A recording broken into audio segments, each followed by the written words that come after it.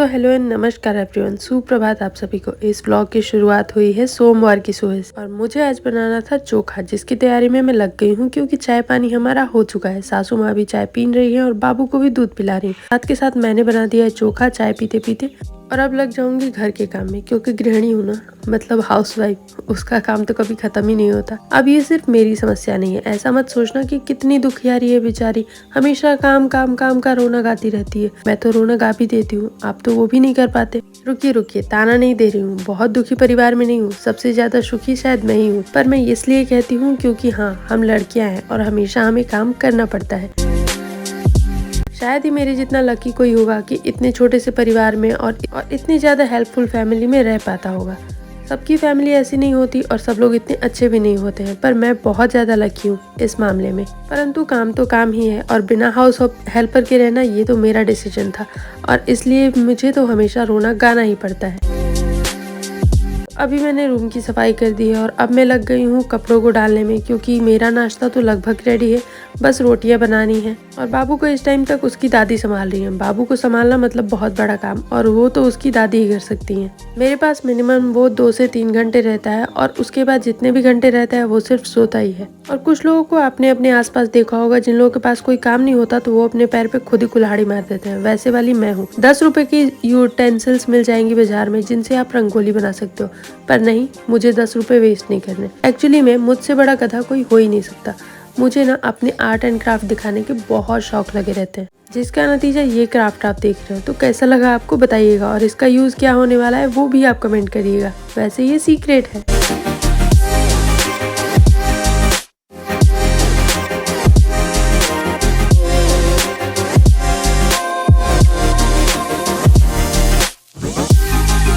मेरे जितना गधा तो आपने किसी को नहीं देखा होगा। 50 महीने पहले से ही मैं तैयारियों में लग जाती हूँ। त्योहार मनेंगे या नहीं उसका भी कुछ पता नहीं होता, फिर भी मेरी तैयारियां जारी रहती है। अब मैं सीधे मिल रही हूँ आपको शाम को, क्योंकि पूरे दिन मैंने बहुत सारे आर्ट एंड क्राफ्ट किए हैं, जिनको अचानक से दिखाऊंगी मैं आपको, बिल्कुल सरप्राइज। तो शाम को बनाया है मैंने सूरन की सब्जी, जिसकी रेसिपी मैं आज आपको दे रही हूँ।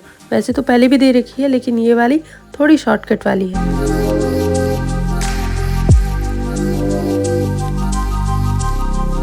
तो हमेशा की तरह सबसे पहले कुकर में तेल गरम करो, तेज पत्ता, मेथी दाना और जीरा डालो। उसके बाद जब वो चटक जाए तो प्याज डालो, और जब प्याज गोल्डन ब्राउन हो जाए तब डालो इसमें सूरन।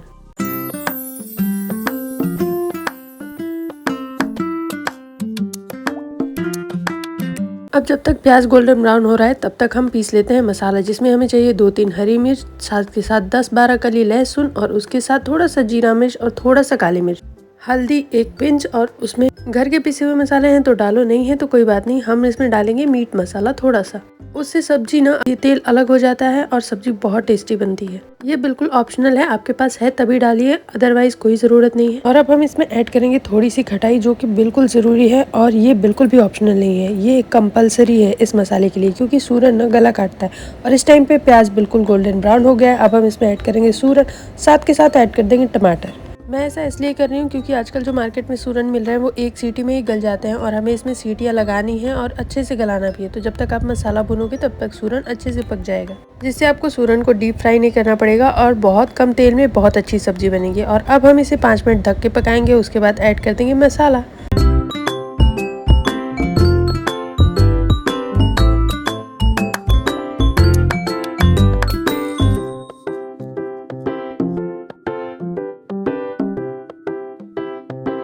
अब इसे अच्छे से ढक के पकाइए, और आप 10 मिनट पकाएंगे ना तो देखना मसाला बिल्कुल तेल छोड़ देगा अच्छे से। और इसमें हम ऐड कर देंगे, अगर आपके पास खटाई नहीं है तो आप ऐड कर दो 2 ठे आम के अचार। बस सब्जी तैयार है आपकी, और 1 सीटी लगा दो और अच्छी तरीके से लाजवाब पराठों के साथ मज़े ले लेके खाओ। तो अब बस खाना बना के बारी आती है डीप क्लीनिंग की, जिसमें मैंने गैस को डेली के डेली अच्छे से धोना होता है और पूरे घर को अच्छे से साफ करना होता है, मतलब किचन साइड का एरिया।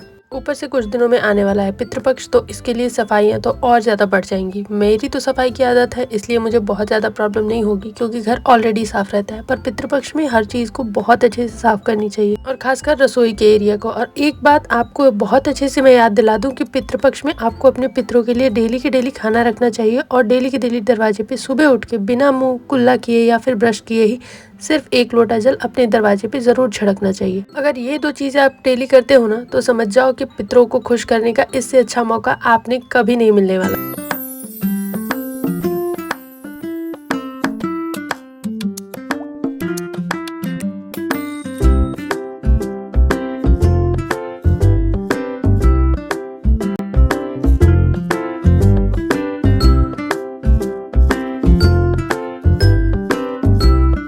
तो ये सारे काम खत्म करके अभी डिनर करने जा ही रही थी, तब तक बापू बहुत ज़्यादा रोने लगा और सबसे पहले मुझे लगा कि उसे सुला देना चाहिए, तो मैं उसे सुलाने चली गई। उसके बाद मैंने किया है आराम से शांति से अपना डिनर।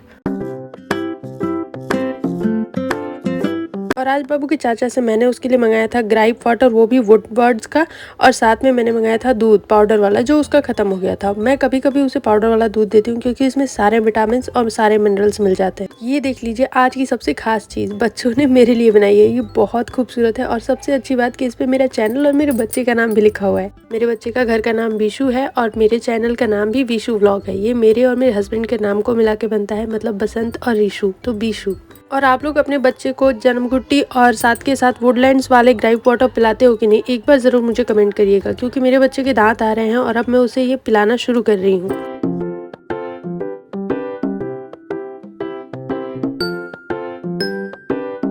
इसके बाद मैंने दूध गर्म करने के लिए बिठाया है। घर की सारी चीज़ों को एक पास किया है, जहाँ वो रहती हैं उन्हें वहाँ पे रखा है और साथ के साथ बैठ गई हूँ अपना डिनर करने के लिए। और इस टाइम पे मेरा बच्चा फिर से उठ गया। तो डिनर करने के बाद मैंने सबसे पहले बर्तनों को धोया, पूजा के बर्तन वॉश किए और सबको उनकी जगह पे लगा दिया।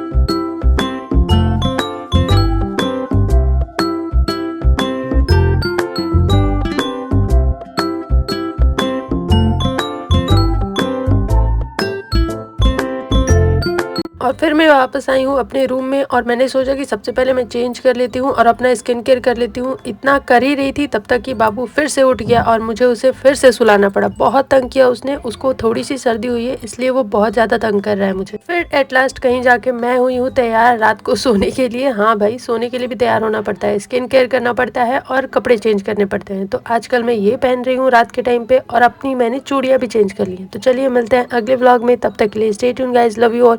और आपको ये व्लॉग कैसा लगा ज़रूर बताइएगा। Stay tune, bye bye.